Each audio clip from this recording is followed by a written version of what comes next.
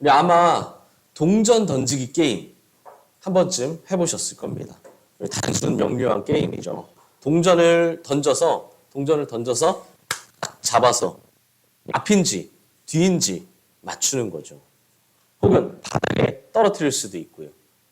우리 혹시 바닥에 떨어뜨렸을 때 영화에서처럼 막 대굴대굴 굴러가서 막 작은 틈에 막 끼워서 이렇게 세워지지 않는 이상 승패가 정해지는 게임입니다. 저희 한번 해볼까요? 저희 동전을 준비해 왔습니다. 한번 해보겠습니다. 네. 앞 아니면 뒤죠. 어디가 앞인지 아십니까? 그림이 앞입니다. 우리나라 동전은 그림이 앞면이라고 합니다. 앞일까요? 뒤일까요? 네. 앞만 한번 손들어 보십시오. 앞. 네. 이기신 분은, 맞히신 분은 점심을 빨리 드실 기회를 드리겠습니다. 우리 앞 다 기억해 놨습니다. 정답은 앞입니다. 그렇죠? 와, 네. 여러분, 이 간단한 동전 던지기 게임을 통해서요, 우리는 몇 가지 중요한 사실을 알 수가 있어요. 첫째, 동전이 던져진 이상 반드시 결론이 납니다. 저처럼 여기서 혹시 바닥에 떨어뜨릴까봐 안절부절하면서 낮게 던진 사람은요, 그만큼 금방 결과가 나겠죠. 반대로 힘이 엄청 세신 분, 아니면 운동에 신경에 자신이 있어서 막 하늘 높이 막 던지시는 분, 그분들은 훨씬 더 오래 하늘에 있다가 내려오겠지만 결과가 조금 늦게 날 뿐이지 결국 그래도 결론은 반드시 납니다. 둘째는요, 결과는 앞 아니면 뒤입니다. 우리나라 동전은 그림이 있는 면이 앞면이에요. 외국 동전은 다를지 모르겠지만 그림이 앞면이든 뒷면이든 어쨌든 동전 던지면요, 앞 아니면 뒤 둘 중에 하나입니다. 우연히 혹시라도 세워졌다면 다시 하면 되는 거고요. 일부러 세운다, 그거는 반칙이겠죠. 공정한 게임이 돼야 하니까요. 세 번째, 정답은 동전의 결과를 보여주기 전에만 바꿀 수 있습니다. 제가 바꿀 기회를 아까 안 드렸지만 손들어 보십시오 할 때 자기가 아까 앞이라고 안 말했어도 앞인가? 하면서 손 드신 분들은 처음엔 뒤라고 생각했어도 바꿀 수 있었죠. 그렇죠? 하지만 결과를 보여주고 나서는 앞뒤를 바꿀 수 없습니다. 앞을 했다가 뒤를 해도 되고 뒤를 했다 앞으로 해도 되지만 그건 언제까지요? 결과를 보여주기 전까지요. 엄청 간단한 게임인데 이렇게 말하니까 은근히 심오한 면이 좀 있죠. 우리 인생은요, 이 동전 던지기와 같은 면이 있습니다. 첫 번째는요, 인생에는 반드시 끝이 있습니다. 이 땅에 살아가는 사람마다 다 다를 수 있습니다. 누구는 조금 짧게 살아가고 누구는 조금 길게 살아갈 수 있죠. 하지만 누구나 끝이 있죠. 그래서 세상에서 이런 말도 있지 않습니까? 오는 데는 순서가 있지만 가는 데는 순서가 없다. 어떻게 될지 모른다는 거예요. 이 땅에 태어나는 순간 나 자신이라는 이 동전은요, 하늘로 던져졌습니다. 태어나는 순간 던져진 거예요. 그러면 누군가는 빨리 떨어질 수도 있고 누군가는 중요한 건 뭐라고요? 언젠가는 반드시 도착하는 날이 있다는 겁니다. 둘째, 언젠간 반드시 도착하는 그 날 우리에겐 심판이 있는데요. 그 결과는 천국 아니면 지옥입니다. 어떤 경우에도 중간은 없습니다. 예외는 없다는 거죠. 그러나 자신이 살아온 인생에 대한 평가가 있다는 겁니다. 그래서 우리는 각자 나름대로 선하게 살려고 노력하지 않습니까? 내 이성은 혹시 천국 따위는 없어, 지옥은 없어, 이렇게 생각할지 몰라도요, 내 머리로는 그렇게 생각하려고 할지 몰라도 내 본능은 알고 있다는 거예요. 그래서 나도 모르게 가능하면 선하게 살려고, 가능하면 선행을 베풀려고 모든 사람들이 무의식적에 살아가죠. 세 번째, 천국과 지옥의 결과는요, 마지막 날이 오기 전에만 바꿀 수 있습니다. 천국에 갈 사람이 지옥에 갈 수도 있고요, 지옥에 갈 사람이 천국에 갈 수도 있습니다.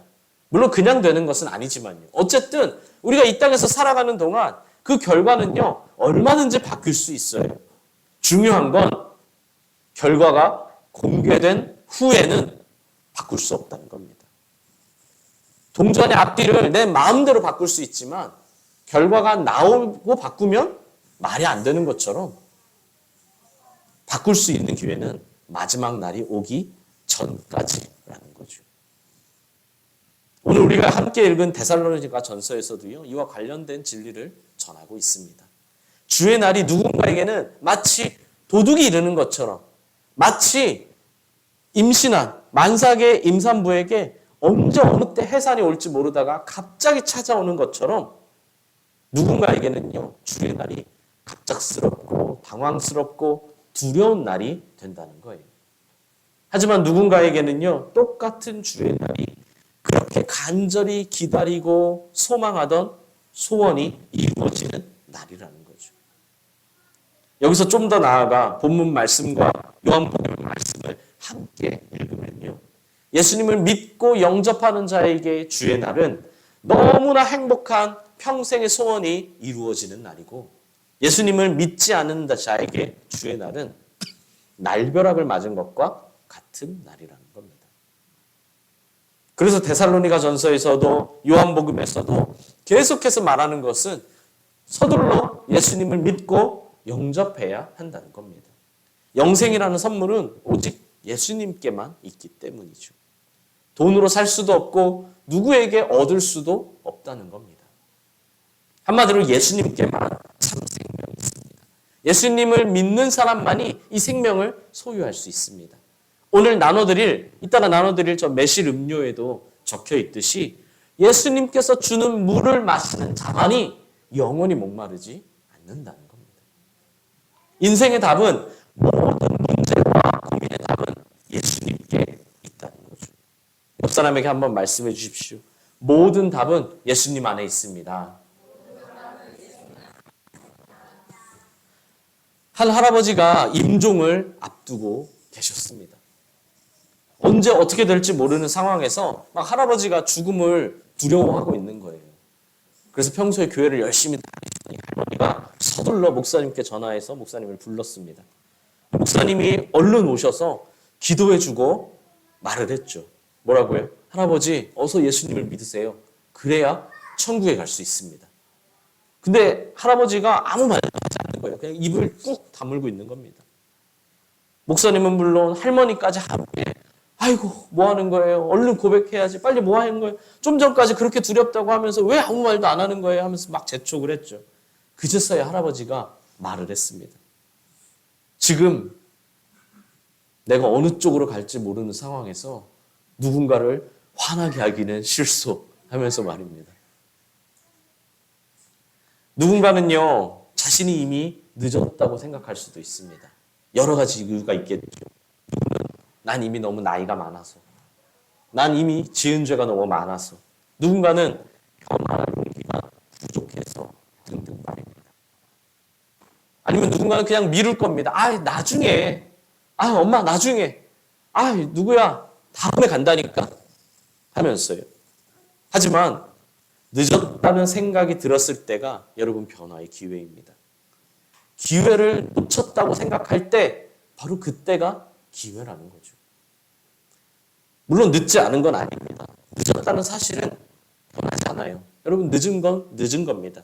팩트는 팩트거든요. 내 감정과 상관없이 사실은 사실입니다. 늦은 건 늦었어요. 근데 늦은 것이지 끝난 것은 아니잖아요. 아직 동자 던지기 결과가 안 나왔기 때문에 늦었지만 바꿀 수 있다는 거예요. 안 늦었다는 말이 아닙니다. 늦었지만 아직은 괜찮다는 겁니다. 더 빠르면 죽었겠지만 지금도 나쁘지 않았습니다. 늦었다고 생각하는 그때 믿으면 된다는 겁니다. 한 학생이 교실에 헐레벌떡 뛰어왔어요. 이미 수업은 한참 전에 시작됐죠.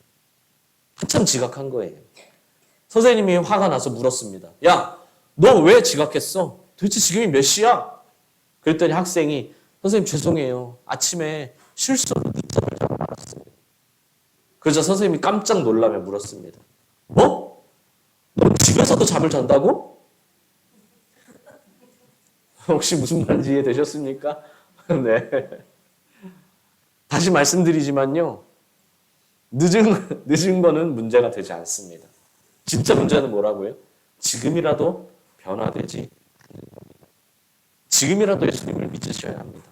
그때 우리의 삶이 진정한 행복으로 가득하게 될 줄 믿습니다. 지난주까지 사사기를 설교했었는데 우리는 사사기를 통해 여러 가지 전쟁의 형태들을 봐왔습니다. 그 중에 가장 효과적인 방법이 뭐였는지 기억하시나요? 여러 공격의 형태 중에 가장 효과적인 방법, 바로 기습작전이었습니다. 숫자가 많이 불리해도, 가지고 있는 무기의 질이 달라도, 지형이 불리해도 이 기습작전을 잘 성공하면 대승리를 거둘 수가 있죠. 그 모습에서 우리는 어떤 교훈을 얻을 수 있습니까? 하나님의 심판도 이 기습작전처럼 갑자기 임한다는 겁니다. 다시 말씀드리지만요. 기만작전이 아니고요. 기습작전입니다. 안 온다고 하지 않았습니다. 반드시 옵니다. 온다고 미리 경고했습니다. 분명히 미리 말했습니다. 이미 예정되어 있어요. 하지만 준비하지 않았기 때문에, 생각하며 살지 않았기 때문에 기습이 돼서 엄청나게 당황하게 된다는 거죠. 물론 내 생각 같아선 얼마든지 피할 수 있을 것 같습니다. 여러분 뭐 나름 운동신경도 있지 않으십니까? 생각해 볼 때 내 생각엔 심판이 없는 것 같기도 하고, 심판이 있다 해도 아직 내 인생, 나 아직 살만한 전성기를 알고 있기 때문에 아직 한참 멀리 남은 것 같습니다. 혹시 갑자기 온다고 해도 그래도 나 정도 살았으면 괜찮은 것 같기도 합니다. 내 생각엔 나름 착하게 살아왔다는 거죠. 하지만 말 그대로 내 생각이고 내 기준입니다. 팩트와 느낌은 다른 것이죠. 그러므로 지금 준비하셔야 합니다. 심판을 대비하는 방법은요. 지금 깨어있는 것밖에 없어요. 팩트는 주의 날은 이미 정해져 있고요. 반드시 온다는 겁니다. 그러므로 결과가 공개되기 전에 바꾸셔야 하지 않겠습니까? 아마 교회에 처음 오신 분도 있고 분도 있겠지만 다들 모세라는 이름은 한 번쯤은 들어보셨을 겁니다. 홍해바다 이야기도 어쩌면 들어보셨을 수도 있죠. 위기에 처한 모세와 이스라엘에게 하나님이 이 앞이 막혀 있어요, 바다로. 그 바다를 하나님이 갈라주셔서 이스라엘이 그 위기를, 바다를 건너감으로 위기를 이겨낼 수 있었다. 하나님이 구원해 주셨다라는 이 성경의 말씀인데요. 모세와 이스라엘 백성을 쫓아가고 있는 이 애굽 군대, 즉 이 이집트 군대들은요. 하나님이 물리쳐 주셨죠. 이 이야기 역시 동전 던지기 게임의 모습이 나타납니다. 아까 처음에 말했던 복잡한 건 다 빼더라도요. 이 장면만 봤을 때에도 동전의 양면이 나타나거든요. 홍해의 기적은요. 하나님의 백성에게는 기적이고 은혜이지만 이 반대 입장에 있는 사람들에게는 재난이고 저주였습니다. 이 사람에게는 희망이고 기쁨이었지만 저 사람에게는 절망이자 슬픔이었다는 거예요. 똑같은 한 가지의 사건이 말입니다. 서로 다른 사건이 다르게 적용된 것이 아니라 똑같은 한 가지의 사건이 누군가에게는 기쁨이고 누군가에게는 축복이고 누군가에게는 저주이고 누군가에게는 멸망이었다는 거예요. 성경은 하나님의 심판날인 마지막 날의 모습은요. 이 마지막 날이면 천사들이 나팔을 불며 시작될 것이라고 성경은 묘사하고 있습니다. 그것이 문자 그대로 진짜 천사들이 나타나서 나팔을 불며 시작될지 아니면 단지 그 상황을 비유적으로 나타내는 표현인지는 모르겠지만 어쨌든 중요한 것은 뭐예요? 그날은 분명히 그런 소리가 반드시 난다는 거예요. 그렇게 시작된다는 거죠. 근데 그 소리는요. 하나님의 백성에게는 구원을 알리는 소리가 되고요. 그 반대 입장의 사람들에게는 멸망의 신호가 된다는 겁니다. 똑같은 한 가지의 소리가 누군가에게는 구원과 기쁨의 신호, 누군가에게는 멸망과 절망의 신호가 된다는 거죠. 홍해가 갈라지는 놀라운 사건을 기적으로 만드실지 아니면 그 반대편에 있는 재난으로 만드실지, 하늘이 울리는 이 나팔 소리를 구원의 소리로 만드실지 아니면 멸망의 소리로 만드실지는 자신에게 달렸습니다. 여러분 어떤 선택을 하시겠습니까? 선택은 결국 각자의 몫입니다. 그 책임 역시 각자의 몫인 것처럼 말입니다. 사랑하는 수원동의 감사지기 여러분, 오늘 참 잘 오셨습니다. 교회 처음 오신 분이든 아니면 늘 교회 오시는 분이든 우리는 중간중간 자신의 삶을 돌아봐야 합니다. 내가 지금 원래 목표했던 길로 잘 걸어가고 있는지, 지금 내가 우선순위가 뒤바뀐 것은 아닌지, 길을 잃어버린 건 아닌지 한번 돌아보셔야 돼요. 그런 면에서 오늘 교회에 오신 건 여러분의 삶의 가장 탁월한 선택 중에 하나입니다. 이 시간에 얼마든지 다른 곳에 있을 수도 있고 누구든지 다른 사람과 있었을 수도 있지만, 몸은 이곳에 있지만 귀를 꽉 막고 듣지 않고 있을 수도 있고 마음을 열고 있지 않았을 수도 있지만 어쨌든 교회 오신 것만으로도 참 좋은 선택을 하셨습니다. 다만 여기에 온 것만으로는 완벽한 선택이 될 수 없어요. 완벽한 선택이 되려면 예수님이 누구신지 알고 무엇을 하셨는지 알고 우리를 위해 이 땅에 오신 예수님을 믿으셔야 합니다. 아직 마지막 날이 오기 전이기 때문입니다. 지금은 앞이든 뒤든 얼마든지 내 선택을 바꿀 수 있는 시간이기 때문이죠. 몇 년 전에 포켓몬빵이 많이 유행했었죠. 저도 아이가 있어서 몇 번 그 빵을 샀었는데요. 처음엔 이 빵 찾는 것 자체가 막 어려웠습니다. 막 어느 가게에 있을 때, 어느 가게, 그래서 가보면 이미 다 팔렸다고 하고요.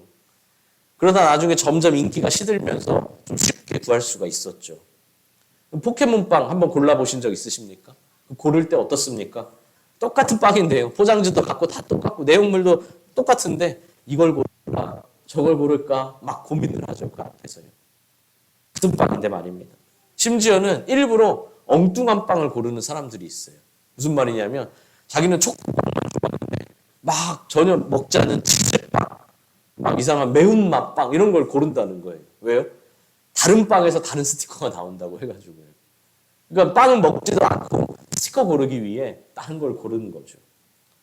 솔직히 말하면 어디 쓸 데도 없는 스티커 때문에 말입니다. 근데 이 스티커 하나도 이렇게 신중하게 고르는데 여러분의 인생은 어떻습니까? 여러분의 인생은 정말 안전하십니까?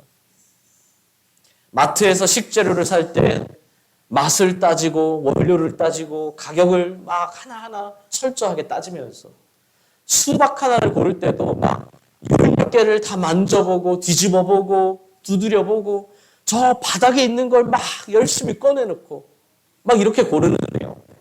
그보다 훨씬 더 중요한 우리 삶에 대해서, 우리 영혼의 일에 대해선, 영원한 삶에 대해선 그만큼 신중하게 생각해 보셨습니까?